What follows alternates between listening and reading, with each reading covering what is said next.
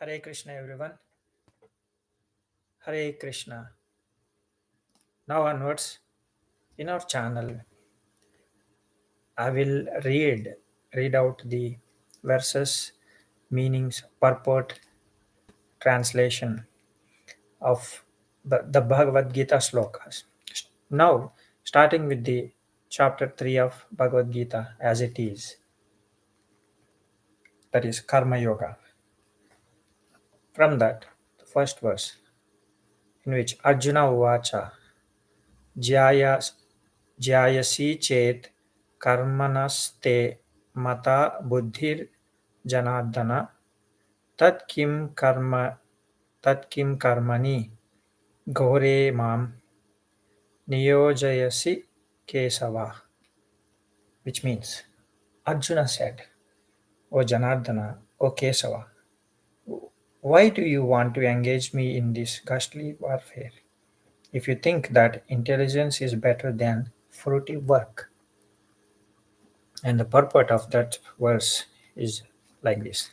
The Supreme Personality of Godhead, Sri Krishna, has very elaborately described the constitution of the soul in the previous chapters. Those are chapter 1 and 2. Now we are covering the chapter 3, which is exclusively for Karma Yoga, in which in that previous chapter, with a view to delivering his intimate friend Arjuna from the ocean of material grief.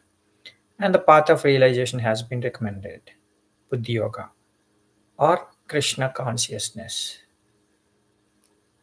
That path is called as Buddhi Yoga or Krishna consciousness. Sometimes Krishna consciousness is misunderstood to be inertia.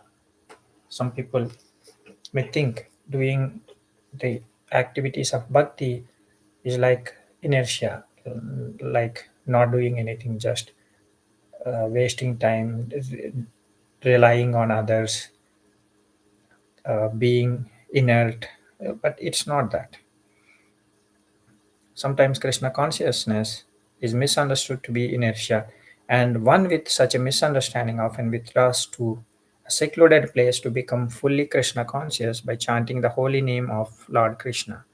But without being trained in the philosophy of Krishna consciousness, it is not advisable to chant the holy name of Krishna in a secluded place where one may acquire only cheap adoration from the innocent public. Arjuna also thought of Krishna consciousness or Buddhi Yoga or intelligence in spiritual advancement of knowledge as something like retirement from active life and the practice of penance and austerity at a secluded place.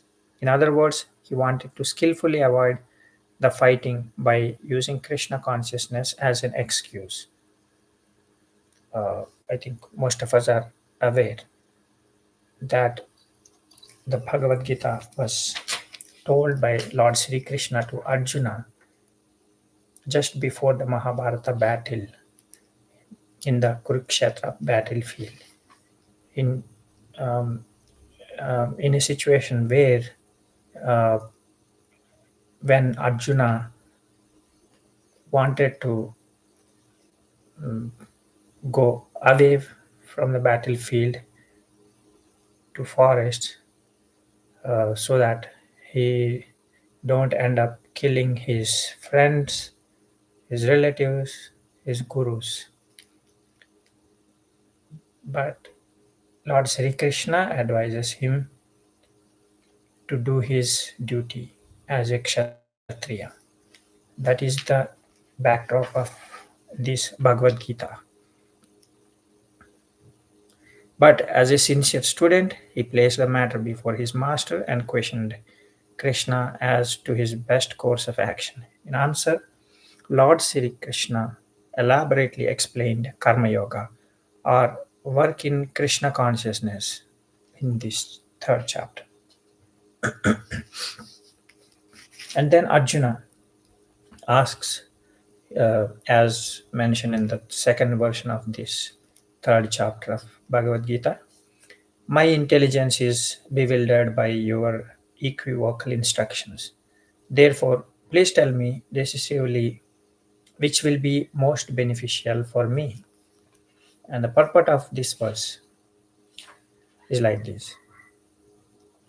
Again, in the previous chapter, as a prelude to the Bhagavad Gita, many different paths were explained, such as Sankhya Yoga, Buddhi Yoga, which means control of the senses by intelligence, work without fruitive desire, and the position of the neophyte. This was all presented unsystematically. In the previous chapter, it was like summarized all the different paths or different yogas. They were not told in a systematic manner. It was given at a high level as a summary. Now, from third chapter onwards, each subject is dealt with in a detailed manner. A more organized outline of the path would be necessary for action and understanding. Arjuna, therefore, wanted to clear up these apparently confusing matters so that any common man could accept them without misinterpretation. Although Krishna had no intentions of confusing Arjuna by any jugglery of words, Arjuna could not follow the process of Krishna consciousness either by inertia or by active service. In other words, by his questions, he is clearing the path of Krishna consciousness for all students who seriously want to understand the mystery of the Bhagavad Gita. Then follows what is told by Sri Bhagavan, Lord Sri Krishna. Sri Bhagavan Vacha Loke asmin vividha nishta pura prokta maya nagha ज्ञानयोगेन सांख्यन ज्ञानयोगेन सांख्यानां karma yogena yoginam, which means the Supreme Personality of Godhead said, O sinless Arjuna, I have already explained that there are two classes of men who try to realize the self.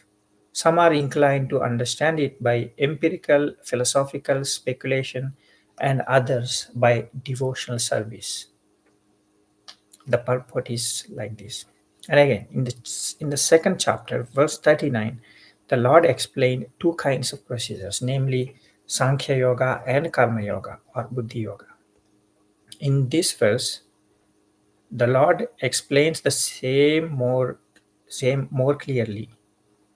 Sankhya Yoga, or the analytical study of the nature of spirit and matter, is the subject matter for persons who are inclined to speculate and understand things by experimental knowledge and philosophy.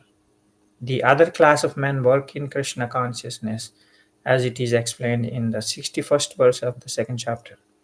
The Lord has explained also in the 39th verse that by working by the principles of Buddhi Yoga or Krishna consciousness, one can be relieved from the bonds of action.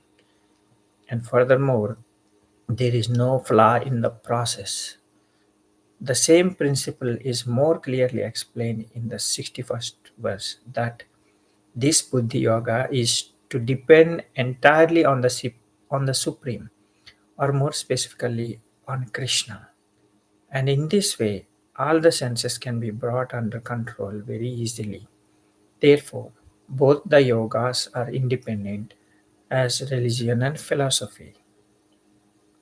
Religion without philosophy is sentiment or sometimes fanatism, while philosophy without religion is mental speculation.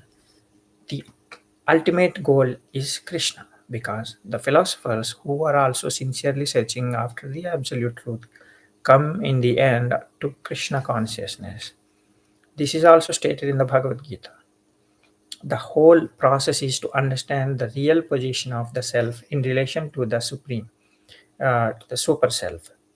The indirect process is philosophical speculation, by which gradually one may come to the point of Krishna consciousness, and the other process is directly connecting everything with Krishna in Krishna consciousness. That's the difference between Sankhya Yoga and Krishna consciousness. Of these two, the path of Krishna consciousness is better because it does not depend on purifying the senses by a philosoph- philosophical process. Krishna consciousness is itself the purifying process, and by the direct method of devotional service, it is simultaneously easy and sublime. Hare Krishna.